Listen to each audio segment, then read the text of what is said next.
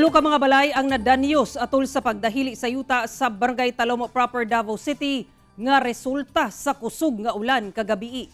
Mukabad sa kapin 30 ka magbanay ang gileyong gipabakwit dihang naitabo ang landslide. Ani ang report ni Argil Relator.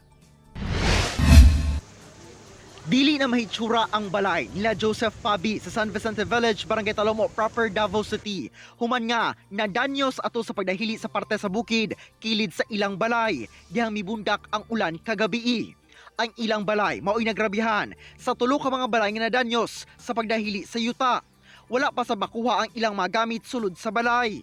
Tungod sa pagdahili sa yuta gikan sa taas, ang balay nga unta anaalang ni ana duol sa nahibilin nga dakong bato nga nakapwesto na apil kaligid sa yuta padulong na dinhi sa ubos ug pirtinang gubaa humansab nga natamukan sa nidahili sab nga mga punuan sa kahoy. Around mga alas 8 sa gabi nana mo koy na matikdan nga murag nagahulog-hulog na siya. Tapos nagsige pa matug ulan. O tanang ko nga sa kong pares nga mga alas 9 siguro basig manlakaw na lang siguro ta kay murag delikado man. Sumala sa purok leader sa lugar, landslide prone gayud ang lugar. Gilayon nga ipabakwit ang 31 ka magbanay kansang mga balay duol sa nitabuan sa landslide. Delikado gini sa sir kay dugay na po ni sa kuan. Napulo na po ni siyang nakitabo lain-lain nga location but kaning location na siya recorded na ni nga 5 ka nahimong landslide before. Dili sa namo pud sila pasudlan kay may sugo ani nga dili sa pahilabtan ni nga area. Nya katong sa babaw nga namuyo gi-pull out sa sila na diri kani sila. Mao ni ang mga tao ron diri. Temporaryong nagtinar sa stage sa court sa lugar ug kapilya ang mga apektadong residente. Nanawagan sila karon og hinabang.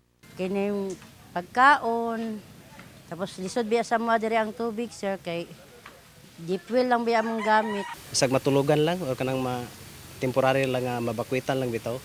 Kay namo koy anak na koy bata gud. Sumala sa Pag-asa, masinati gihapon ang pag-ulan. Luyo nga opisyal na nga gideklara sa Pag-asa ang pagsugod sa El Nino. Sa forecast sa ahensya, sa last quarter pa sa tuig, masinati ang grabeng kainit. Kagahapon nag-release ang Pag-asa og advisory sa El Nino. So ang pasabot ana ginamonitor na nato karon ang kainit sa temperatura sa Pilipinas.